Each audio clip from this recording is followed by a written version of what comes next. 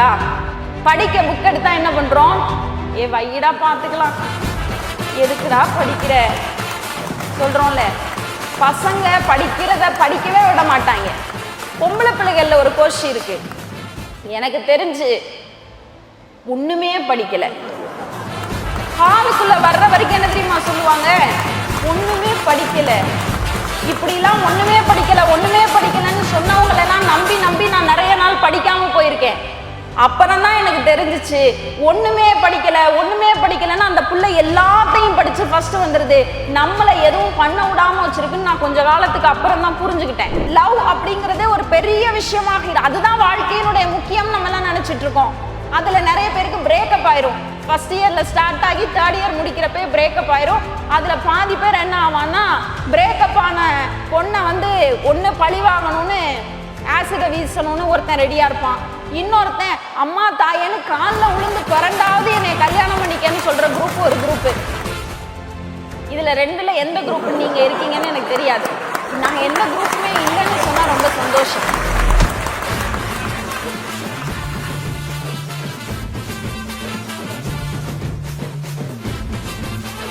கங்கை ஆறு தலையில் சுமக்கும் இறையனாறு, கொண்ட முகம் ஆறு நின்ற படை ஆறு, அந்த முருகனாறு அவர் அடியாறு, தமிழே உன்னை முதலில் வளர்த்த இடம் பொருணையாறு, வளரும் உன்னை வளர்த்ததாறு, அன்று ஔவையாறு நேற்று பாரதியாறு, இன்னும் எவ்வளவோ கற்றாறு உன்னை பெற்றாறு, இன்று உன்னை பற்றி பேச வந்திருக்கும் இந்த சிற்றாறு மற்ற ஆறுகளை போல் அல்ல, இவள் வெறும் வற்றாறு என்று எண்ணிவிடாமல் உயிரெழுத்து ஈராறு மெய்யெழுத்து மூன்றாறு, இவை என் நாவில் வருமாறு தாயே தமிழே எனக்கு பரிமாறு என்ற நெல்லை ஜெயந்தாவினுடைய வரிகளோடு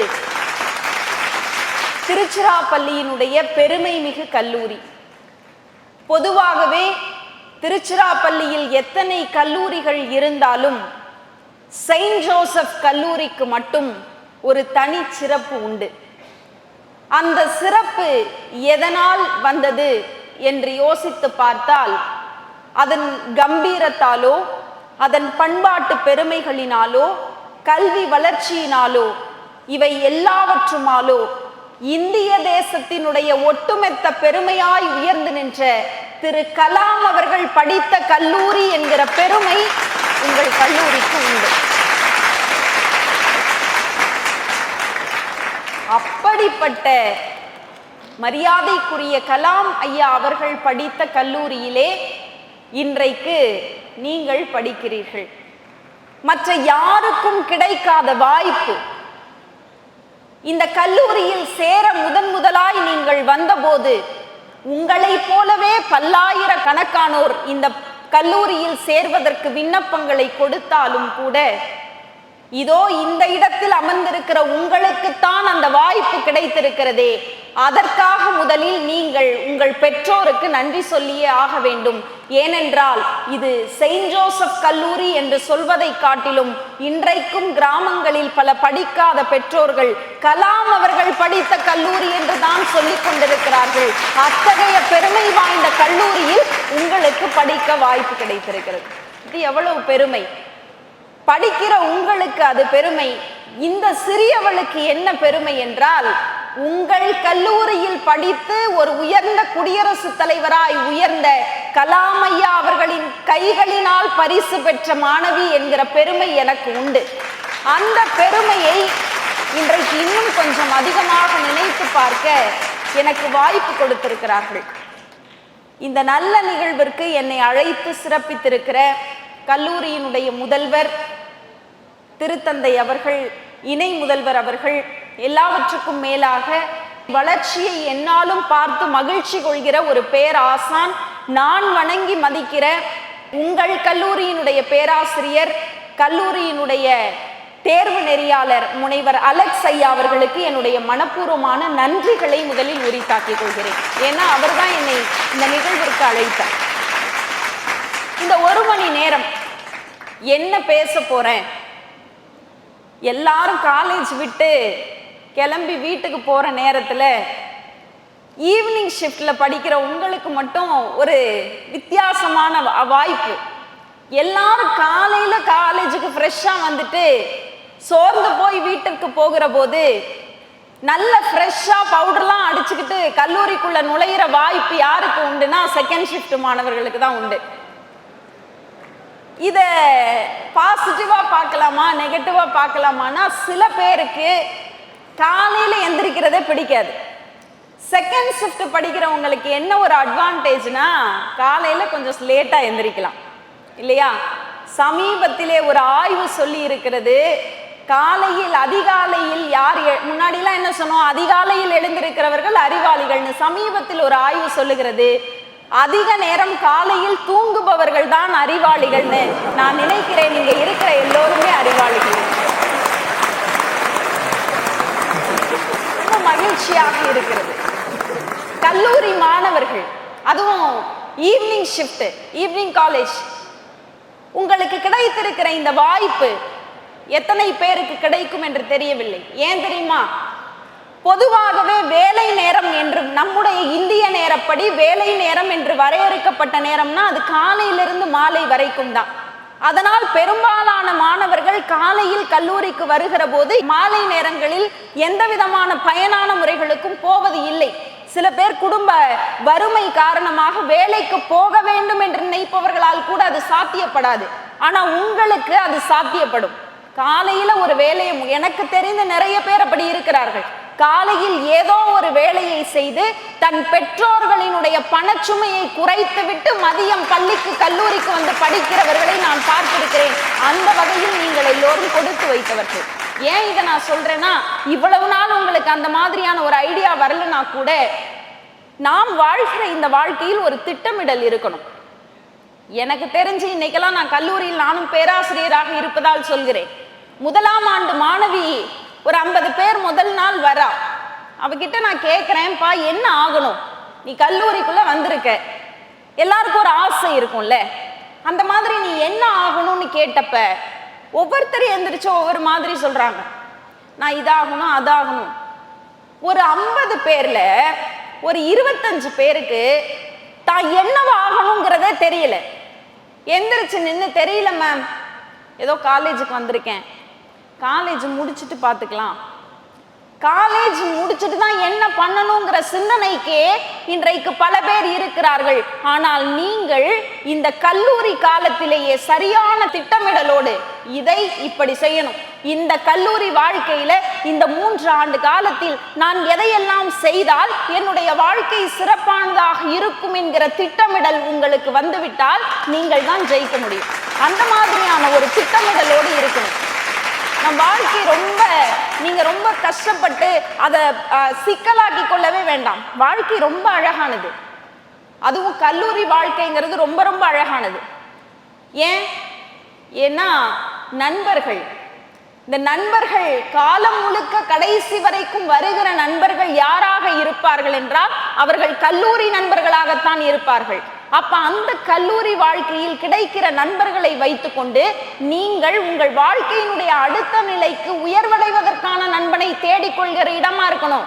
வாடா போலாம், சார் என்ன பார்க்கவா போறாங்க, அதுவும் ஹாஸ்டல்ல எல்லாம் இருந்துட்டு வெளியில போனா இன்னைக்கு பெரும்பாலான இடங்களில் நடக்கிறது. நீங்க சென்னை மாதிரியான இடங்கள்ல போய் பாருங்களேன், வேற வேற ஊர்ல இருந்து படிச்சவன்லாம் அங்க வந்திருப்பான். வேற ஊர்ல இருந்து வெவ்வேறு கலாச்சார பின்னணியில் இருந்தவர்கள்லாம் ஒரு ஒட்டுமொத்தமான இடத்துக்கு வந்திருப்பாங்க. வந்ததுக்கு அப்புறம் என்ன நடக்கும், இங்க இந்த மாதிரி ட்ரெஸ் பண்ணா அது தப்பு இல்லை, இங்க இந்த மாதிரி ஏதோ ஒரு தவறான விஷயத்தை செஞ்சா தப்பு இல்லைங்கிற மாதிரியான ஒரு மனோபாவத்திற்குள்ளே வந்து விடுகிறார்கள்.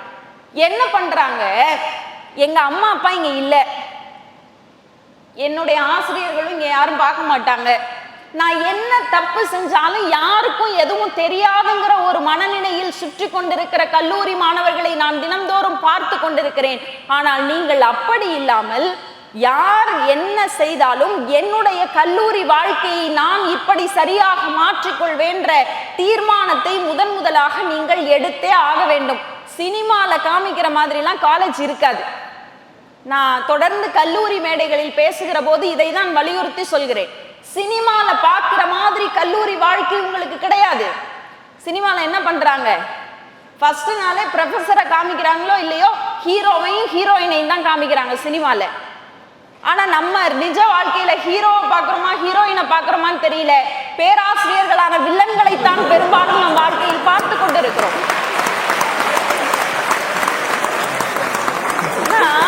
இவ்வளவு நேரம் நான் பேசினப்ப கை தட்டல. பேராசிரியர்களை வில்லன்களாக பார்க்கிறோம்னு சொன்னோன்னு கை தட்டுறீங்கன்னா நான் ஒரு பேராசிரியை. அப்ப நீங்க என்னவாக பார்க்கிறீர்கள்? பரவாயில்ல, இதை நாங்கள் மகிழ்ச்சியாக ஏற்றுக்கொள்கிற மனோநிலைக்கு இன்றைக்கு ஆசிரியர்கள் வந்துட்டோம். ஏன்னா முன்னாடி எல்லாம் மாணவர்களை மாணவிகளை ஏதாவது சொல்லி குறை சொல்லி இப்படிலாம் இருக்காத அப்படிலாம் மாறிக்கேன்னு அறிவுரை சொன்ன காலம்லாம் போயிருச்சு. இன்னைக்கு பிள்ளைகளுக்கு தகுந்த மாதிரி பேராசிரியர்கள் ஆசிரியர்கள் எங்களை நாங்க மாத்திக்க ஆரம்பிச்சோம். அப்டேட் ஆயிட்டோம். அதுக்கு நான் ஒரு வார்த்தை சொல்லட்டா, ஆசிரியர்களுக்கு புரியுமான்னு தெரியல. அவன் ஒரு ஆர்டிஸ்ட்னு நிரூபிச்சுட்டான்ல, பாத்தீங்களா சார்? நமக்கு புரியாத வார்த்தைகள் எல்லாம் இன்றைக்கு பிள்ளைகளுக்கு புரிகிறது. அப்ப அப்டேட் ஆக இருக்கிற ஆசிரியர்களைத்தான் பிள்ளைகளுக்கு பிடிக்கிறது. அந்த மாதிரி அப்டேட் ஆகி ஃப்ரெண்ட்ஷிப்பாக பழகிற பேராசிரியர்களை நீங்கள் கல்லூரி காலத்தில் கண்டடைய போகிறீர்கள். அந்த களமாக இருக்கணும். பேராசிரியர்களை வில்லனா பார்க்க கூடாது.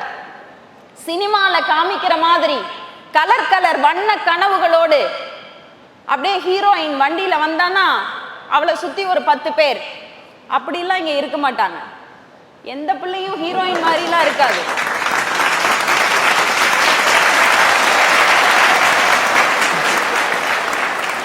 ஏன் தெரியுமா எந்த பிள்ளையும் ஹீரோயின் மாதிரி இருக்காது? ஹீரோ இருந்தா தானே ஹீரோயின் இருக்கிறதுக்கு. அப்போ வாழ்க்கையில் ஹீரோ ஹீரோயின் இந்த மாதிரி வார்த்தைகளையே அதிகமாக கேட்டு பழகி போன உங்களுக்கு வாழ்க்கையினுடைய அடுத்த திட்டமிடல் என்னன்னு நான் பேசணும். எனக்கு எவ்வளவு ஒரு தர்ம சங்கடமான சூழ்நிலை பார்த்தீங்களா? ஆனா இந்த சூழ்நிலையிலும் கூட ஜாலியா இருக்கலாம் சார். ஜாலியா இருக்கிறது தப்பில்லை. இப்ப இந்த 1 மணி நேரத்துல நான் பேசுறப்ப நீங்க மகிழ்ச்சியாக சிரிக்கிறீர்கள், நிறைய சந்தோஷமாக கை தட்டுகிறீர்கள், எல்லாம் சரி. ஆனால் இந்த 1 மணி நேர பேச்சுக்கு பிறகு இந்த அரங்கத்தை விட்டு நீங்கள் வெளியே போகிற போது நான் பேசிய பேச்சிலிருந்து ஏதோ ஒன்றை உங்களுடைய வாழ்க்கைக்காக நீங்கள் எடுத்துக்கொண்டால்தான் நாளைக்கு நீங்க நல்லா இருக்க முடியும். எனக்கு பிரச்சனை இல்லை. அலெக்ஸ் சார் இன்னைக்கு நான் பேசி முடிச்சுட்டு போயிட்டேன்னா ஃபாதர் சார் அவங்க எல்லாரும் என்ன பண்ணுவாங்க, நான் நல்லா பேசினேன்னா அடுத்த நிகழ்வுக்கு எனக்கு வாய்ப்பு கொடுத்துருவாங்க. அப்போ நான் வளர முடியும். ஆனால் என் பேச்சை எடுத்துக்கொள்ளவில்லை என்றால் நீங்கள் எந்த இடத்தில் இருப்பீர்கள்? அப்படி என்றால் நாம் அடுத்த நிலைக்கு நம்மை தயார்படுத்துவதற்கு நாம் எதை செய்யணும் அப்படிங்கிறத உங்களுக்கு நான் சொல்றேன். நான் படிக்கிற காலங்களில் நான் இங்க இருக்க ஹோலி கிராஸ்ல தான் படித்தேன் ஸ்கூல். இந்த நீங்களும் அங்கதான் படிச்சீங்களா? சந்தோஷம். இந்த ஹோலி கிராஸ் ஸ்கூல்ல இருந்து சத்திரம் பஸ் ஸ்டாண்டுக்கு இப்ப மாதிரி உங்கள் பெற்றோர்கள், இன்னைக்கு நிறைய பெற்றோர்கள் பிள்ளைகளுக்கு எல்லாம் வசதியா செஞ்சு கொடுத்துட்டாங்க. நான்லாம் அப்படி இல்லை. ஹோலி கிராஸ் ஸ்கூல்ல இருந்து சத்திரம் பஸ் ஸ்டாண்ட் வரைக்கும் பஸ்ஸுக்கு நடந்தே வருவோம். இப்படி நடந்து வர்றப்ப பாத்தீங்கன்னா இந்த உங்களோட காம்பவுண்ட் இருக்குல்ல வெளியில, அதுல நிறைய ஜோசியக்காரவங்க உட்கார்ந்துருப்பாங்க. நீங்க இன்னைக்கும் பார்த்தா தெரியும். அந்த ஜோசியக்காரவங்க உட்கார்ந்து பார்க்குறப்போ ஒரு கிளி வந்து ஒரு சீட்டை எடுத்துட்டு போகும் எல்லாம் இது பண்ணும். அதுல ஒரு அருமையான ஒரு தத்துவம் இருக்கு. இந்த கிளி ஒவ்வொரு முறையும் தான் எதிர்காலம் என்னன்னு ஒரு கிளி சொல்லி கேட்கறதுக்கு வந்து உட்கார்ந்துருக்கான் ஒருத்தன். அந்த கிளி ஜோசியத்தை நம்பிட்டு உட்கார்ந்து இருக்கிறவருக்கு இந்த கிளி ஒரு சீட் எடுத்து கொடுக்க வெளியில வருது. வெளியில வர்ற இந்த கிளி என்ன பண்ணும், அங்க கிடக்கிற 10-15 சீட்ல ஏதாவது ஒரு சீட்டை எடுத்து இதான் உன் வாழ்க்கைன்னு கொடுக்குது. எனக்கு என்ன ஆச்சரியம்னா, வாழ்க்கையில கஷ்டப்பட்டு போராடி ஜெயிச்சு முன்னாடி வர்றவங்களுக்கே வாழ்க்கையில பிரச்சனைகள் பல இருக்கு. இந்த கிளி எடுத்து கொடுக்குற ஒரு சீட்லயா வாழ்க்கையுடைய தீர்வு இருக்கிற போது ஆனா எடுத்து கொடுக்குது. எடுத்து கொடுத்து முடிச்சுட்டு அதெல்லாம் பெரிய விஷயம் இல்லை, எடுத்து கொடுத்துருது. எடுத்து கொடுத்துட்டு அந்த கிளி ஜோசியக்காரர் இருக்காருல்ல, அவர் ஒரு தானியத்தை அது வாயில வச்சு விடுவார். எதுக்கு? அது கூண்டுக்குள்ளே போகிறதுக்கு ஒரு தானியத்தை கொடுப்பார். அது என்ன பண்ணும், அதை சாப்பிட்டுட்டு உள்ளே போயிடும். இப்போ நான் எப்படி யோசிச்சு பார்க்குறேன்னா, அந்த கிளிக்கு பறக்கிறதுக்கான எல்லா சிறகுகளும் அதுக்குள்ளே இருக்கு, வலிமை இருக்கிறது. ஆனாலும் கூட ஏன் தெரியுமா, வெளியில அந்த கிளி மறுபடியும் கூண்டிற்குள்ளேயே அடைபட நினைக்கிறது. கிடைக்கிற ஒரே ஒரு தானிய பருக்கை போதும் என்கிற மனநிலையால் அது மறுபடியும் கூண்டுக்குள்ளே போய்விடுகிறது. அதுக்கு தெரியல, வெளியில போனா ஒரு தானியம் இல்லை, தனக்கு பிடித்தமான 1000 தானியங்களை அந்த கிளிகளால் சுதந்திரமாக எடுத்துக்கொள்ள முடியும். ஆனால் அந்த கிளி அதை செய்வதை விட்டுவிட்டு கூண்டுக்குள்ளே அடைபட்டு கிடக்கிற ஒற்றை தானியத்திற்காக பிச்சை எடுக்கிற நிலையில் தான் இருக்கிறது என்றால், இன்னைக்கு இந்த வாழ்க்கை, இந்த இளைஞர்களோட வாழ்க்கையோட ஒப்பிட்டு பாருங்க. சின்ன சின்ன சந்தோஷங்கள் சினிமால காமிக்கிற மாதிரி, நான் சொன்னேன்ல வாழ்க்கை, கல்லூரி வாழ்க்கை சினிமா இல்லைன்னு, சினிமால காமிக்கிற மாதிரி சின்ன சின்ன சந்தோஷங்களாக கிடைக்கிறவற்றை எல்லாம் எடுத்துக்கொண்டு உங்களுக்கு இந்த கல்லூரி வாழ்க்கை முடிந்த பிறகு கிடைக்க போகிற பெரிய பெரிய கனவுகளை, பெரிய பெரிய வாழ்க்கையை விட்டுவிட்டு இந்த சின்ன சின்ன விஷயங்களுக்காக கூண்டுக்குள்ளே அடைபட்டு பல கெட்ட செயல்களில் இன்றைக்கு இளைஞர்கள் போய்கொண்டிருக்கிறார்கள். அப்போ உங்களுக்கான இலக்கு எது என்பதை நீங்கள் தான் முடிவு செய்ய வேண்டும். அந்த கிளியை போல கூண்டிற்குள்ளேயே அடைபட்டு சின்ன சின்ன சந்தோஷங்களுக்காக உங்களை வருத்தி கொள்ள போகிறீர்களா, இல்லை கூண்டை விட்டு தன்னுடைய சிறகை உயர்த்தி பறக்க போகிற, வட்டமிட்டு சிறகடிக்கிற வண்ணப்பறவையாக உங்கள் வாழ்க்கை மாற வேண்டுமா என்பது உங்கள் கைகளில் தான் இருக்கிறது. அதில் எதை நீங்கள் எடுத்துக்கொள்ள போகிறீர்கள்? இந்த வாழ்க்கை ரொம்ப அழகானது. நம்ம எல்லாரையும் பார்க்கிற எல்லாரையும் குறை சொல்றோம். எனக்கு அவனை பிடிக்கல, எனக்கு இவனை பிடிக்கல, என் ஃப்ரெண்டு சரியில்லை. ஒரு அப்பா தன்னுடைய பையன்கிட்ட சொல்றார், தம்பி இன்னைக்கு ஒரு நல்ல விருந்து நான் தயார் செஞ்சு வச்சிருக்கேன். இந்த விருந்து சாப்பிட்றதுக்கு நமக்கு தெரிஞ்ச சொந்தக்காரவங்க எல்லாம் இருப்பாங்கல்ல, அவங்களெல்லாம் போய் வெளியில தெருவில் வெளியில நின்று கூட்டிட்டு வா அப்படின்னு சொல்ற. இந்த பையன் என்ன பண்றான், வெளியில போய் நின்று, தெருவில் போய் நின்று சாப்பிட வாங்கன்னு கூப்பிடல, அதுக்கு பதிலாக என்ன கூப்பிடுறான், எங்க வீட்டில் தீ பிடிச்சிருச்சு, யாராவது அணைக்க ஓடிவாங்களேன்னு கூப்பிடுறான். ஒருத்தர் வரல. இவன் ரொம்ப நேரமா கத்திக்கிட்டு இருக்கதை பார்த்துட்டு யாரோ ஒரு புதிதான 2 மனிதர்கள் ஓடி வருகிறார்கள். ஓடி வந்தோன்னா அவங்களை கூட்டிக்கிட்டு அந்த பையன் போய் அவங்க அப்பா முன்னாடி நிறுத்தி, இந்த விருந்தை சாப்பிடுவதற்கு இவர்கள் தான் தகுதியானவர்கள்னு சொல்ற. சொன்ன உடனே அவங்க அப்பா கேட்கிறார், என்னடா இந்த 2 பேரையும் நம்ம பார்த்ததே இல்லையே, இவங்க நம்ம உறவுக்காரங்களும் இல்லை, நண்பர்களும் இல்லை, யார் இவங்க, எதுக்கு கூட்டிட்டு வந்தேன்னு. அப்ப அந்த பையன் சொல்றான், நீங்க சாப்பிட யாரையாவது உறவுக்காரர்களை கூப்பிடுன்னு சொன்னோன்னு நான் போய் என்ன கூப்பிட்டேன், எங்க வீட்டுல தீ பிடிச்சிருச்சு, எனக்கு கஷ்டமா இருக்கு, நான் ஒரு கஷ்ட நிலையில் இருக்கிறேன், என்னை காப்பாற்ற வாருங்கள்னு நான் கூப்பிட்டேன்ல. அப்ப யார் எனக்காக உதவி செய்ய வந்தார்களோ அவர்கள் தான் உண்மையானவர்கள், அவர்கள் தான் இந்த விருந்தை சாப்பிட தகுதியானவர்கள். அப்ப யாரு நம்ம கஷ்ட காலத்துல நம்மளோடு கூட இருக்கிறார்களோ அவர்கள் தான் உண்மையான நண்பர்கள்னு அந்த பையன் சொன்னான். இப்ப நான் என்ன கேட்கிறேன், உங்களோடு கூட இருக்கிற எல்லா நண்பர்களும் உங்களுக்கு சிறப்பானவர்களா? படிக்க புக் எடுத்தா என்ன பண்றோம், ஏ வைடா பார்த்துக்கலாம், எதுக்குடா படிக்கிற சொல்றோம்ல. பசங்க படிக்கிறத படிக்கவே விட மாட்டாங்க. பொம்பளை பிள்ளைகள்ல ஒரு கோஷி இருக்கு, எனக்கு தெரிஞ்சு ஒண்ணுமே படிக்கல, காலுக்குள்ள வர்ற வரைக்கும் என்ன தெரியுமா சொல்லுவாங்க, ஒண்ணுமே படிக்கல. இப்படிலாம் ஒண்ணுமே படிக்கலன்னு சொன்னவங்களெல்லாம் நம்பி நம்பி நான் நிறைய நாள் படிக்காம போயிருக்கேன். அப்புறம் தான் எனக்கு தெரிஞ்சிச்சு, ஒண்ணுமே படிக்கலன்னா அந்த பிள்ளை எல்லாத்தையும் படிச்சு ஃபர்ஸ்ட் வந்துருது, நம்மளை எதுவும் பண்ண விடாம வச்சிருக்குன்னு நான் கொஞ்ச காலத்துக்கு அப்புறம் தான் புரிஞ்சுக்கிட்டேன். யாரோ பாதிக்கப்பட்டிருக்கான் பாவம். நீங்க யார் என்ன சொன்னாலும், படிச்சேன்னு சொன்னாலும் படிக்கல, உங்க பக்கத்துல உட்கார்ந்து இதெல்லாம் செய்யாதடானா அவன் உங்களையும் சேர்த்து உருப்படாம பண்ணிக்கிட்டு இருக்கான்னு அர்த்தம். அப்ப நீங்க என்ன பண்ணணும், எனக்கு இது இலக்கு, உங்க அம்மா அப்பாவினுடைய இரத்தத்தை வேர்வையாக்கி கொண்டு வந்து கொடுத்த பணத்தினால் இன்றைக்கு இந்த கல்லூரியில் உங்களுக்கு இடம் கிடைத்திருக்கிறது. இந்த வாய்ப்பை நீங்க சரியா பயணிச்சுக்கணும். நான் இப்படி சிந்தித்து பார்க்கிறேன், இந்த கல்லூரி வளாகம், இதுல நீங்க நடக்கிற இந்த வளாகம், நீங்கள் நண்பர்களோடு சுற்றி திரிகிற இந்த வளாகம், நீங்கள் கல்வியை கற்றுக்கொள்கிற இந்த வளாகத்தில் தான் 1954களில் கலாம் ஐயா அவர்களும் நடந்திருப்பார் இல்லையா? இல்ல, அப்போ அப்பேற்பட்ட ஒரு மாமனிதர் நடந்து பயின்ற கல்லூரியிலே உங்களுக்கு கிடைத்திருக்கிற இந்த வாய்ப்பை நான் மிகப்பெரிய வாய்ப்பாக கருதுகிறேன். உங்களை விட பெருசா நான் கருதுகிறேன். இந்த கல்லூரியினுடைய மேடையில் பேசுவதையே நான் பெருமையாக கருதுகிறேன். உங்க ஃபாதர் பார்த்துட்டு கேட்டாங்க, நேற்று நான் என்னோட வாட்ஸ்அப் ஸ்டேட்டஸ்ல தான் போட்டிருந்தேன், கலாம் ஐயா அவர்கள் பயின்ற கல்லூரிக்கு சிறப்புரையாற்ற செல்லுகிறேன் என்று சொல்வது எனக்கு பெருமை என்றால், ஒரே ஒரு நாள் வர்ற எனக்கே பெருமைன்னா 3 ஆண்டுகள் படிக்கிற உங்களுக்கு எவ்வளவு பெருமை இருக்கணும்? அந்த பெருமையை நெஞ்சிலே சுமந்து கொண்டு சும்மா பெருமை மட்டும் பட்டுக்கிட்டா போதுமா? இல்லை, அதற்காக நீங்கள் உங்களை தயார்படுத்தி கொள்ள வேண்டும். ஏதோ 50 பேர் இருந்தோம் சார் எங்க கிளாஸ்ல, 50 பேரும் வந்தோம் போனோம்னு இல்லாம அந்த 50 பேரில் யாராவது ஒருவர் ஆகச் சிறந்தவர்களாக வந்தால் அதுதான் நீங்கள் உங்கள் பேராசிரியர்களுக்கு கொடுக்கிற மரியாதை. இந்த வாழ்க்கை ரொம்ப அழகானது. இதை எப்படி கொண்டாடணும்? நீங்க எல்லாரும் என்ன நினைக்கிறீங்க? நமக்கு எல்லாம் பாசிட்டிவா நடந்தா வாழ்க்கை சுகமா இருக்குன்னு நினைக்கிறீங்க. நான் ஒரு வாரத்துக்கு முன்னாடி ஒரு உண்மையான சம்பவம் கூட, ஒரு வாரத்திற்கு முன்னாடி தஞ்சாவூர் புத்தக திருவிழாவுக்கு பேச போறதுக்காக பால் பண்ண பஸ் ஸ்டாப்ல நின்றுட்டு இருந்தேன்.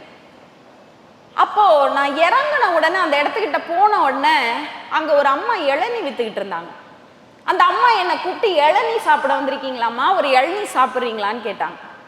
இல்லைம்மா எனக்கு வேண்டாம், ஏன்னா நான் அப்பதான் வீட்டுல இருந்து காஃபி குடிச்சிட்டு வந்தேன். இல்லைம்மா எனக்கு வேண்டான்னு. அப்ப அந்த அம்மா இன்னொரு வார்த்தை சொன்னாங்க, இல்லை நீங்கள் ஒரு இளநீ குடிச்சிங்கன்னா எனக்கு ஒரு 10 ரூபாய் கிடைக்கும். அந்த அம்மா சொன்ன வார்த்தை, ஒரு இளநீ குடிச்சா எனக்கு ஒரு 10 ரூபாய் கிடைக்கும். ஐயோ இல்லைம்மா, எனக்கு காஃபி நான் குடிச்சிட்டேன், நான் திருப்பி வர்றப்ப வேணாலும் குடிக்கிறேன் அப்படின்னு அந்த அம்மாவை சமாதானம் சொல்லிட்டு நான் நிற்கிறேன். ஒரு 10-15 நிமிஷம் அந்த இடத்துல நான் நின்றுப்பேன். ஒரு 2 பேர் வந்தாங்க, குடிச்சாங்க, போயிட்டாங்க. 3ஆவதா ஒருத்தர் வந்தார். இந்திய தேசத்தினுடைய ஆகச் சிறந்த குடிமகன் ஒருத்தர் வந்தார். இந்த குடிமகன் வந்து அந்த அம்மா கிட்ட கேட்டாரு, இளநீ வேணும்.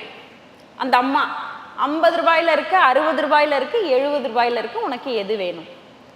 70 ரூபாயில வேணும். சரி, அந்த அம்மா வெட்டி கொடுத்தாங்க சார். அப்படியே வைக்காம ராவா குடிச்சார். பழக்கம் இல்ல, குடிச்சு முடிச்சார். முடிச்சுட்டு திருப்பி அந்த அம்மாவை பார்த்து, இன்னொரு இளநீ கொடு அப்படின்னார். கஷ்டப்பட்டு தான் குடிச்சாரு. அதுக்கு மேல குடிச்சா கீழே விழுந்துருவார் போல. அப்படி ஒரு தள்ளாடி கொண்டிருக்கிற குடிமகன் அவர். அவரு கேட்ட உடனே இந்த அம்மா என்ன பண்ணியிருக்கணும் நியாயமா? இப்ப என்கிட்ட என்ன கேட்டாங்க, அம்மா எனக்கு ஒரு இளநீ குடிச்சா ஒரு 10 ரூபாய் கிடைக்கும், நீங்க ஒன்று வாங்கிக்கங்கன்னாரு அப்படின்னு சொன்னாங்க. இவங்களும் கொடுத்தாங்க, அவர் குடிச்சாரு, 10 ரூபாய் வாங்கி சம்பாரிச்சிட்டாங்க. இப்ப 2ஆவது கேட்கிறாரு, அந்த அம்மா என்ன பண்ணியிருக்கணும் நியாயமா? சரி இன்னொரு 10 ரூபாய், ஏன் கொண்டு போய் எங்கெங்கேயோ 300 ரூபாய் 400 ரூபான்னு கொட்டுறான், நம்மகிட்ட ஒரு இளநீ குடிக்கிறதுனால என்ன ஆயிர போகுதுன்னு அந்த அம்மா நினைச்சிருக்கலாம்ல. அந்த படிக்காத சாதாரண அந்த அம்மாவிடம் இருந்து அன்றைக்கு நான் ஒரு ஞானம் கற்றுக்கொண்டேன். அந்த அம்மா என்ன தெரியுமா சொன்னாங்க, சாமி இதுக்கு மேல உனக்கு தாங்காது உடம்பு. அந்த அம்மா சொன்ன வார்த்தை இது, இதுக்கு மேல உனக்கு உடம்பு தாங்காது, ஒழுங்கா வீட்டுக்கு போய் புள்ள குட்டிக்கிட்ட போய் அந்த காசை கொடு. இளநீ 2ஆவதெல்லாம் நான் கொடுக்க மாட்டேன், 2ஆவது இளநீ குடிச்சேன்னா நாளைக்கு நீ போய் ஹாஸ்பிட்டல்ல படுத்துருவேன், நான் உனக்கு கொடுக்க மாட்டேன்னு அந்த அம்மா சொன்னிச்சு. அப்ப நான் என்ன வியந்து போனேன்னா, 10 ரூபாய் காசு எனக்கு ஒரு இளநீ வித்தா கிடைக்கும்னு வியாபாரம் செய்து கொண்டிருந்த அந்த சாதாரண அம்மா தனக்கு இன்னொரு 10 ரூபாய் வருமானம் வரும் என்று தெரிந்தும் கூட அது அவர்கள் உடல் நலத்திற்கு கேடு, நான் கொடுக்க மாட்டேன்னு சொன்ன அந்த தாயினுடைய நேர்மையான உள்ளம் எனக்கு உண்மையிலேயே மகிழ்ச்சியாக இருந்தது. அப்போ இந்த வாழ்க்கையில எல்லாரும் கெட்டவங்க இல்ல, நம்மை சுற்றி நிறைய நல்லவர்கள் இருக்கிறார்கள். அதுக்கு ஒரு உதாரணம் சமீபத்துல, பெரிய உதாரணம்லாம் இல்ல, சமீபத்துல ஒரு வாரத்திற்கு முன்னதாக இங்க காங்கேயம் அந்த கோவை பகுதிகளில் ஒரு ஓட்டுநர் இல்ல, அவர் பேரு சேமலையப்பன் என்கிற ஓட்டுநர் பள்ளி குழந்தைகளை கூட்டி கொண்டு போகிற போது தனக்கு மாரடைப்பு வந்துருச்சு. மாரடைப்பு வந்தோன்னா அப்படியே விட்டுட்டு போகாம ஓரமாக கொண்டு போய் அந்த பேருந்தை நிறுத்திவிட்டு அதன் பிறகு உயிரை விட்டிருக்கிற அந்த சேமலையப்பன் அவர்களை நான் நினைந்து பார்க்கிறேன். அவர் உயிர் வேண்டுமானால் பிரிந்திருக்கலாம், ஆனால் இன்றைக்கும் அந்த 24 குழந்தைகள் வழியாக சேமலையப்பன் இன்றைக்கும் வாழ்ந்து கொண்டிருக்கிறார் என்றால் வரலாற்றில் இது போன்ற நல்ல மனிதர்கள் நம்மோடு இன்றைக்கும் இருந்து கொண்டிருக்கிறார்கள்.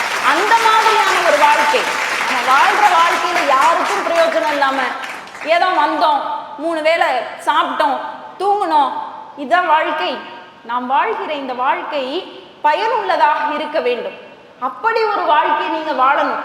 நம்மளால யாராவது ஒருத்தர் முகத்துல ஒரு மகிழ்ச்சி, ஒரு புன்னகையை உங்களால் கொண்டு வர முடிகிறதுனா நீங்க தான் வெற்றியாளர்.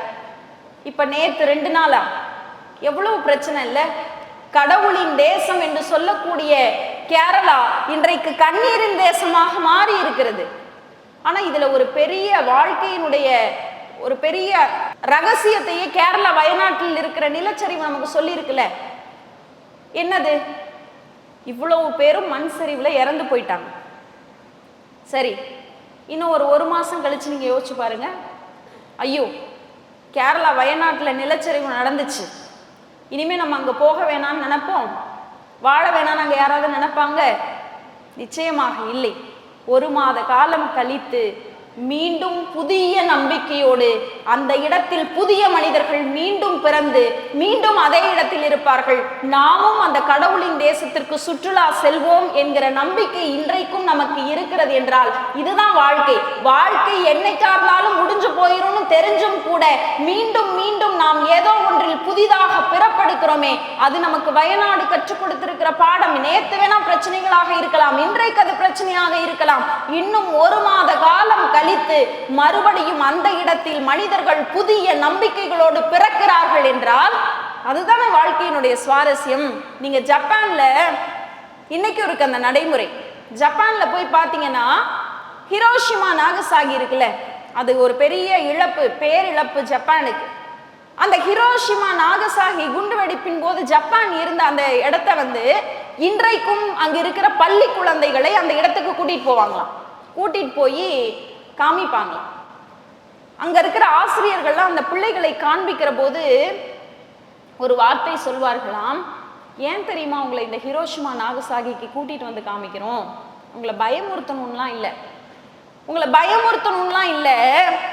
இவ்வளவு பெரிய இழப்பு, பேரிழப்பு இந்த ஜப்பானுக்கு நடந்து ஜப்பான் ஒண்ணுமே இல்லைன்னு ஆனதுக்கு அப்புறமும் கூட மறுபடியும் ஆதியிலிருந்து தொடங்கிதான் ஜப்பான் இந்த அளவிற்கு முன்னேற்றம் கண்டிருக்கிறது.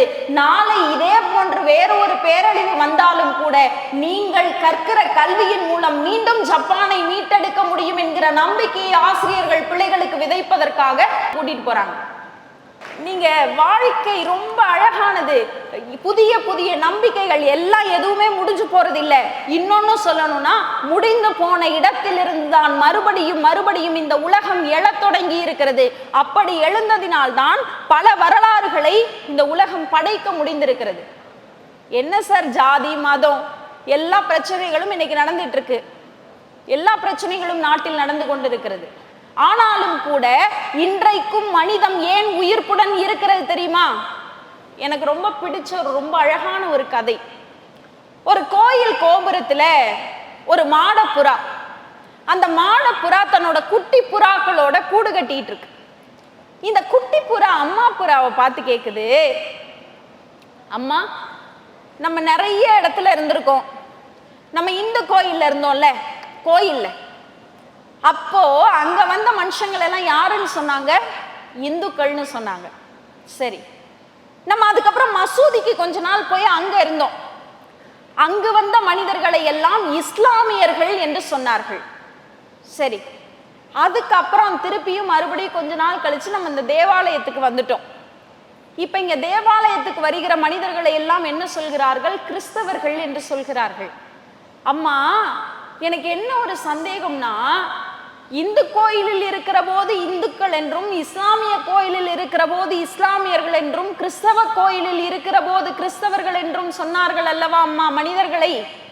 ஆனால் நாம் இந்து கோயிலில் இருந்தாலும், இஸ்லாமிய கோயிலில் இருந்தாலும், கிறிஸ்தவ கோயிலில் இருந்தாலும் நம்மை இந்து புறா, இஸ்லாமிய புறா, கிறிஸ்தவ புறா என்று சொல்லாமல் மாடப்புறா என்று தானே அம்மா சொன்னார்கள். மனிதர்களுக்குள் மட்டும் ஏன் இத்தனை வேறுபாடுகள்னு அந்த குட்டி புறா அம்மா புறாவை பார்த்து கேட்டுச்சு. அதுக்கு அந்த அம்மா புறா ரொம்ப அழகான ஒரு வார்த்தையை சொன்னதாம், மனிதர்களுக்குள்ளே இத்தனை வேறுபாடுகள் இருப்பதால் தான் கண்ணே அவர்கள் எல்லாம் கோபுரத்திற்கு கீழேயே இருக்கிறார்கள்.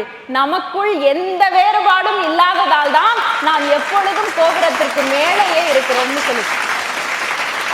அப்ப வேறுபாடுகளை கடந்து ஒருவருக்கொருவர் பரஸ்பரமாக உதவி கொண்டு ஒருவரை இன்னொருவர் மேலே ஏற்றி விடுகிற போதுதான் இந்த வாழ்க்கையினுடைய உயரத்திற்கு நம்மால் செல்ல முடியும்.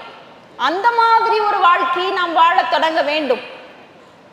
நிறைய பிரச்சனைகள் வரும், நிறைய இடத்துல தோல்வி அடைஞ்சிருப்பீங்க. அப்பெல்லாம் என்ன நினைப்போம்? எனக்கு இந்த வாழ்க்கையே பிடிக்கலடா, இல்ல தற்கொலை பண்ணிக்கலாம் அப்படின்லாம் நினைப்போம். எனக்கு என்ன பிடிக்கலன்னா, வாழ்றதுக்கு கூட கொஞ்சம் தைரியம் இருந்தா போதும், சாகிறதுக்கு தான் அதிகபட்சமான தைரியம் வேணும். அப்பேற்பட்ட தைரியம் இருக்கிற போது நம்மளால இந்த வாழ்க்கையை வாழ்ந்து விட முடியாதா என்ன? அப்படி ஒரு வாழ்க்கையை ஏன் நாம் வாழ்வதற்கு தயாராக இல்லை? நம்மளை யாரெல்லாம் நிராகரிக்கிறாங்களோ, உங்களை நிறைய பேர் நிராகரிச்சிருப்பாங்க. அதுவும் பசங்களுக்கெல்லாம் இன்னைக்கு காலகட்டத்தில் காலேஜ் லைஃப்லாம் வந்துட்டா அந்த லவ் அப்படிங்கிறதே ஒரு பெரிய விஷயமாக, அதுதான் வாழ்க்கையினுடைய முக்கியம் நம்ம எல்லாம் நினைச்சிட்டு இருக்கோம். அதுல நிறைய பேருக்கு பிரேக்கப் ஆயிரும். ஃபர்ஸ்ட் இயர்ல ஸ்டார்ட் ஆகி தேர்ட் இயர் முடிக்கிறப்பே பிரேக்கப் ஆயிரும்.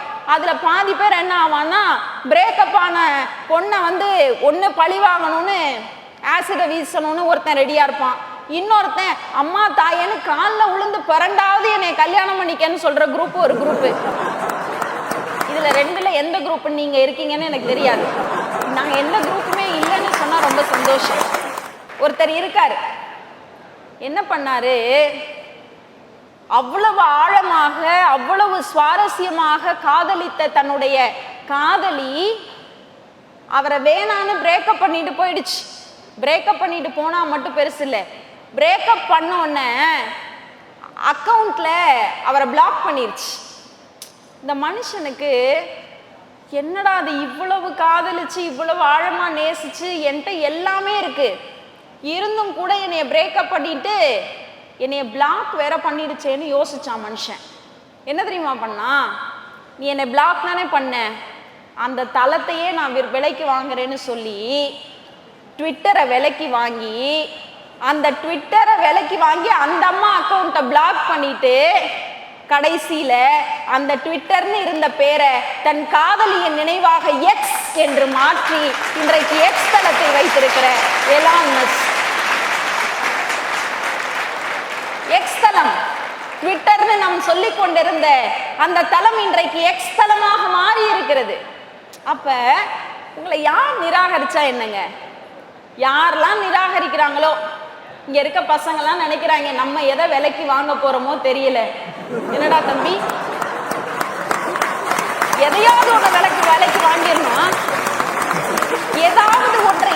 உங்களை எனக்கு என்ன ஆச்சரியம்னா, அந்த அம்மா அக்கௌண்ட்டை பிளாக் பண்ணிச்சுன்னு பிளாக் பண்ணதையே வாங்குற அளவுக்கு ஒரு பெரிய தன்னம்பிக்கையோடு, காசு இல்லாமலாம் இல்லை, ஆனா அதை வாங்கி எக்ஸ்ன்னு மாத்தி இன்னைக்கு நம்ம எல்லாரும் சொல்லிக்கிட்டு இருந்த அந்த நடைமுறையை மாற்றி எக்ஸ் தளம்னு சொல்ல ஆரம்பிச்சோம்ல.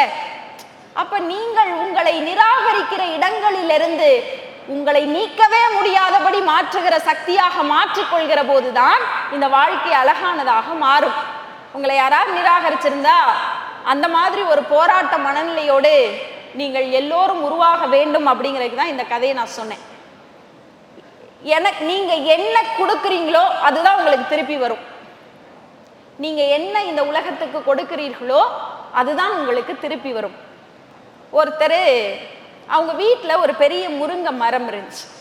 அதுல நிறைய முருங்கைக்காய் காய்ச்சிட்டு இருந்தது.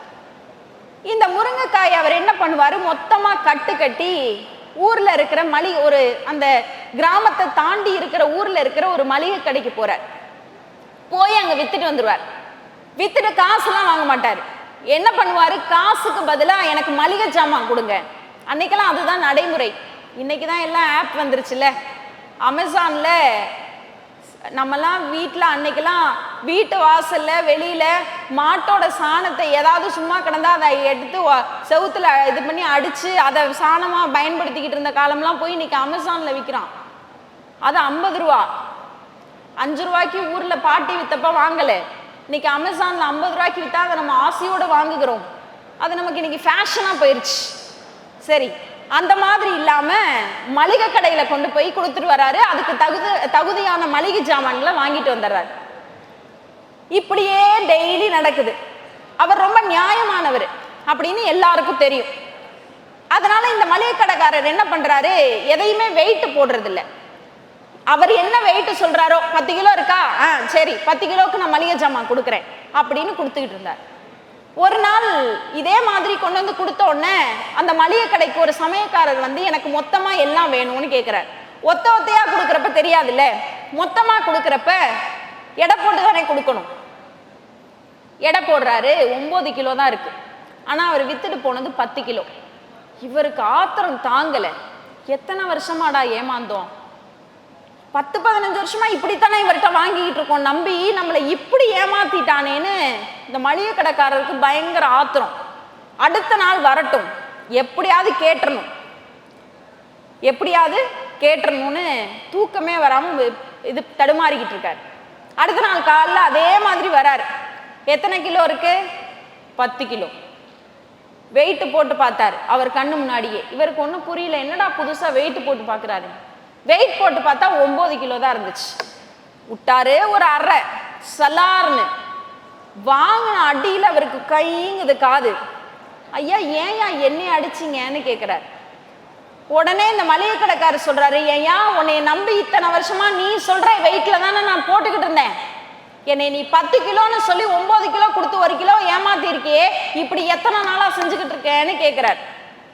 அதுக்கு அவர் சொன்னாராம், அந்த முருங்கைக்காய் வித்தவர் சொன்னாராம், ஐயா சாமி நான் வெயிட்லாம் போட்டு பார்க்க மாட்டேன், முறையா உங்ககிட்ட கொண்டு வந்து கொடுக்குறப்ப நான் முருங்கைக்காயை கொடுத்தா நீங்க இத்தனை கிலோன்னு சொல்லி மளிகை சாமான் கொடுக்குறீங்கல்ல, இப்படி ஒவ்வொரு தடவையும் நீங்க கொடுக்குற மளிகை சாமானை வீட்டுக்கு எடுத்துட்டு போய் அதை ஒரு பக்கம் வச்சு என் முருங்கைக்காயை ஒரு பக்கம் வைப்பேன், அது எத்தனை கிலோன்னு நீங்க சொல்லி கொடுத்தீங்களோ அதைத்தான் நான் அடுத்த நாள் வந்து உங்க முருங்கைக்காய்க்கு விலை சொல்லுவேன்.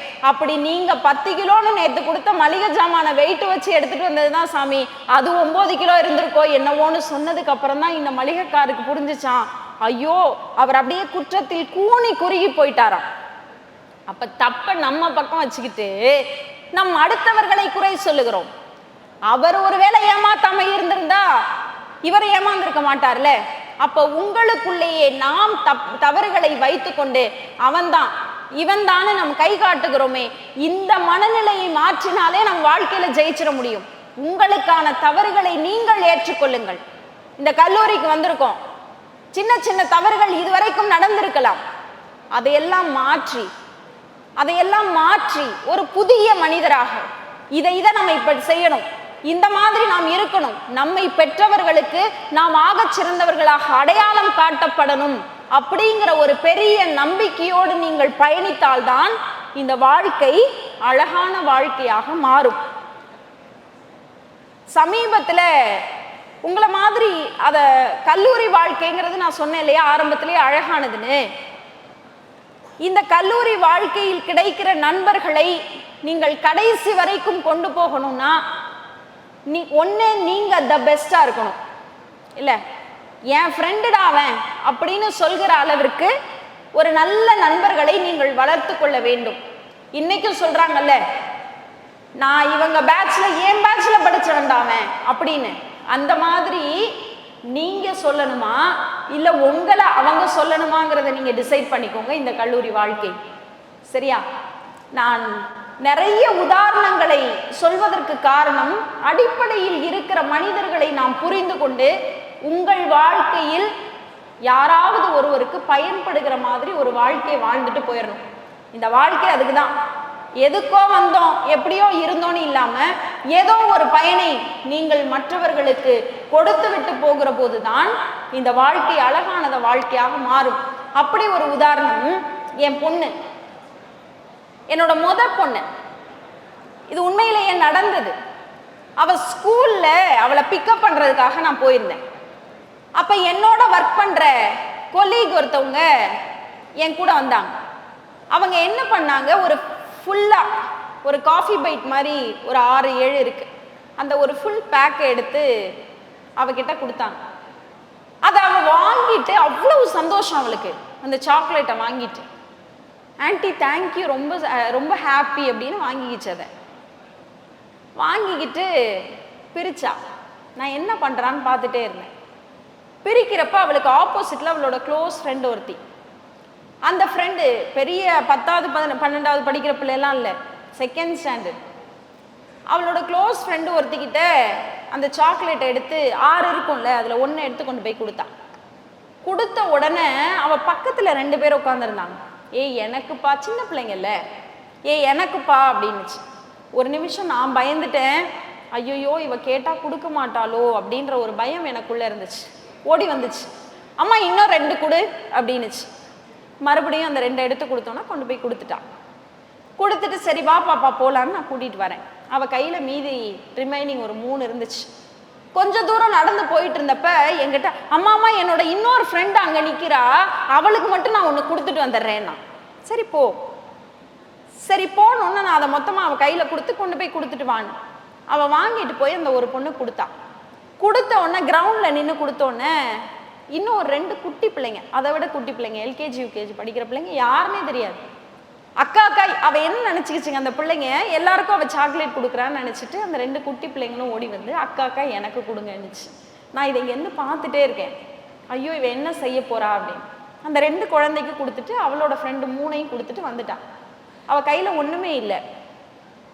நான் கேட்டேன், ரொம்ப ஆசையாக இந்த சாக்லேட்டை வாங்கின பாப்பா, 6 இருந்துச்சுல்ல, 6ஐயுமே கொடுத்துட்டியான்னு. ஆமாம்மா கொடுத்துட்டேன். சரி நீ என்ன பண்ணியிருக்கலாம், கடைசி 1 மீதி இருந்துச்சுல்ல, அதை 2 பேரும் ஓடி வந்தாங்களா, அவங்கள ஆஃபாக ஷேர் பண்ணிக்க சொல்லி கொடுத்துட்டு நீ 1ஆவது உனக்கு வச்சிருக்கலாமேன்னு ஒரு அம்மாவாக நான் கேட்டேன். அதுக்கு அவள் சொன்னா பாருங்க ஒரு பதில், அம்மா எல்லாருக்கும் ஒவ்வொன்று கொடுத்துட்டேன், அவங்க யாருன்னே எனக்கு தெரியாது, ஆனால் அவங்க ஓடி வந்து எனக்கு வேணும்னு கேட்டப்ப எனக்கு ரொம்ப பாவமாக இருந்துச்சுமா, நான் கொடுத்துட்டேன். நான் எனக்கு ஒன்று எடுத்துக்கலான்னு தான் நினச்சேன், ஆனால் அந்த பாப்பா பார்த்தது எனக்கு ரொம்ப பாவமாக இருந்தது, கொடுத்துட்டேன். பரவாயில்ல விடுமா, சாக்லேட் தானே, என்னைக்கா இருந்தாலும் வாங்கிக்கலான்னு அவள் சொன்னா பாருங்க. எனக்கு உண்மையிலேயே அவ்வளவு மனதுக்கு நிறைவாக இருந்தது. என் பிள்ளைக்கு சாக்லேட் கிடைக்கலங்கிற கவலையை தாண்டி என் பிள்ளை இவ்வளவு ஒரு நல்ல எல்லாருக்கும் எல்லாவற்றையும் கொடுத்து விட்டு பரவாயில்லங்கிற மனநிலை 2nd ஸ்டாண்டர்ட்லேயே அவளுக்கு வந்துருச்சுங்கிறத நினைச்சப்போ ஒரு தாயாக எனக்கு பெருமையாக இருந்தது. அதுக்கு அப்புறம் நான் போனப்ப சொன்னேன், பாப்பா உனக்கு நாளைக்கு நான் அந்த சாக்லேட் வாங்கி தரேன்டான்னு. ஆனால் என்ன ஒரு ஆச்சரியம் பாருங்கள், இந்த உலகம் இருக்குல்ல, அது நாம் என்ன கொடுக்குறோமோ அதுக்கு நமக்கு டபுளாக திருப்பி வரும்னு சொல்லுவாங்க. அடுத்த நாள் என் பொண்ணு ஸ்கூல்லேருந்து வந்ததுக்கப்புறம் என்கிட்ட அடுத்த நாள் சாயந்தரம் சொல்கிறா, அம்மா நேற்று நான் கொடுத்தேன் இல்லைம்மா, அவங்க அம்மா கிட்ட போய் அவள் சொல்லியிருப்பா போல எல்லா சாக்லேட்டையும் அவள் கொடுத்துட்டான்னு, அதனால எங்கள் அம்மா அவளுக்காக ஒரு பேக்கெட் வாங்கி கொடுத்தாங்கன்னு சொல்லி அவ கொடுத்ததா பெரிய பாக்கெட், இவ்வளோ பெரிய பாக்கெட் சாக்லேட் அவங்க அம்மா எனக்கு கொடுத்து விட்டுருக்காங்கம்மான்னு கொண்டு வந்து கொடுத்த போது நான் என் பிள்ளையிடம் சொன்னேன், நீ ஒன்றை இந்த உலகத்திற்கு கொடுத்தால் இந்த உலகம் உனக்கு 1ற்கு 10ஆக தர தயாராக இருக்கிறது. சாதாரண சாக்லேட் தான்ல, குழந்தைங்களுக்கு சாக்லேட்னா ரொம்ப பிடிக்கும். ஆனால் தனக்கு பிடித்ததை கூட மற்றவர்களுக்காக கொடுக்க வேண்டும் என்கிற எண்ணம் இருக்குல்ல, இதுதான் நாம் வாழ்கிற வாழ்க்கையினுடைய சந்தோஷம். அப்படிப்பட்ட ஒரு சந்தோஷமான மனநிலையோடு நீங்கள் வாழ வேண்டும் என்று சொல்லி நிறைவா ஒரே ஒரு விஷயத்தோட நான் முடிக்கிறேன். ஒரு பலாப்பழம், இந்த பலாப்பழத்தை ஒருத்தர் கொண்டு வந்து தன்னுடைய நண்பருக்கு கொடுக்கிறார். இது என்னது? ஒருவர் ஒரு பலாப்பழத்தை ஒரு நண்பருக்கு கொண்டு வந்து கொடுக்கிறார். இது உறவு, சரியா? அந்த வாங்கின நண்பர் அதை 8ஆ வகுந்து 8 பேருக்கு பகிர்ந்து அளிக்கிறார். இது பகிர்தல். அதுக்கப்புறம் இன்னொருத்தர் வீட்டில் கொண்டு போய் கொடுக்குறப்ப பலாப்பழத்தை வாங்கினா பகை வந்துரும்னு ஒருத்தர் மறுக்கிறார்.